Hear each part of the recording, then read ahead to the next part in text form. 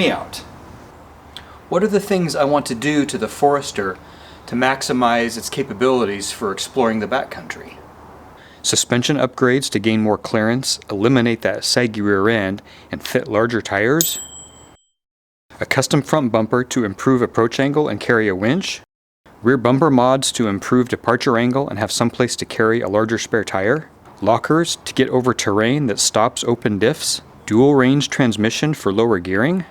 How many thousands is it going to cost to do all that to my Forester? What if I could drive away with all of that today? Would you unsubscribe from my channel if I did?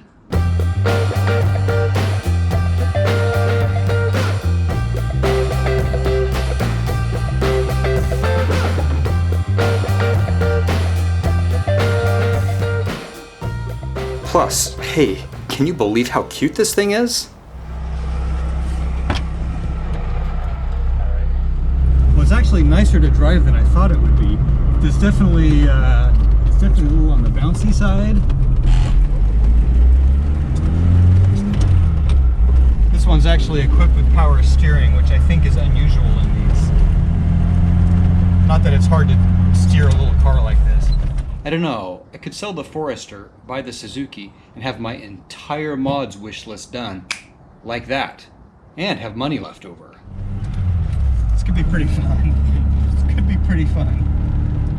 Oh, and never again would my videos be plagued by the weekly, "You should be driving a 4x4.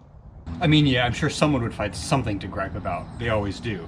But at least no one could say I wasn't driving a 4x4. What's not to like? Well, there may be a thing or two. I mean, yeah, it's small and I couldn't sleep in it, but I don't need to anymore. It's noisy. I mean, really noisy. The noise has a certain charm at first, but could I withstand 2 hours of that on the highway getting over to Central Oregon to explore? Could I withstand full days of freeway driving getting to places I want to visit in Southern California, Utah, or Colorado? Despite being small and lightweight, it still won't really do much over 60 miles per hour, making that trip to Utah take that much longer. Very basic on the inside. Obviously, there's no tech. The construction is, let's face it, a little thin and flimsy. The doors are maybe 1.5 inches thick. There is very little metal around you to crumple and absorb an impact. Once you've fastened the seatbelt, you've reached the end of its safety features. No airbags, no anti-lock brakes, no traction control. The super short wheelbase and relatively high center of gravity make it far more prone to rollovers.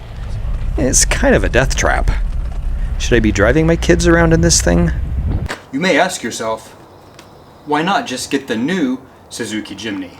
What's known as the Suzuki Samurai here in the US is known as the Jimny elsewhere.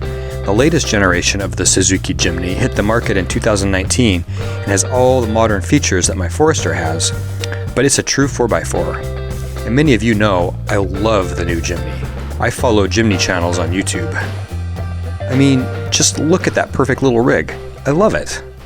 Unfortunately, Suzuki stopped selling cars in the US back in 2012 and stopped selling the Samurai/Jimny clear back in the 1990s.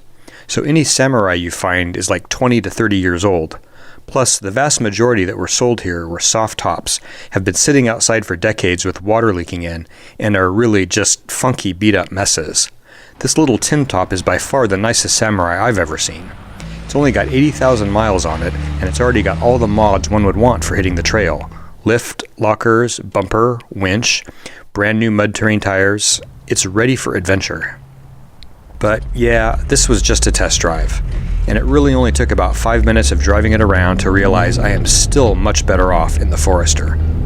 Having a true 4x4, especially one that's not too big, would be nice, but I can only afford to own one car, and it just makes no sense to give up the safety, reliability, and comfort of my Subaru, especially since it has proven largely capable of getting me where I want to go in the backcountry. Sorry, little Samurai. I think we could have had some fun together, but I'm going to have to stick with the Subaru.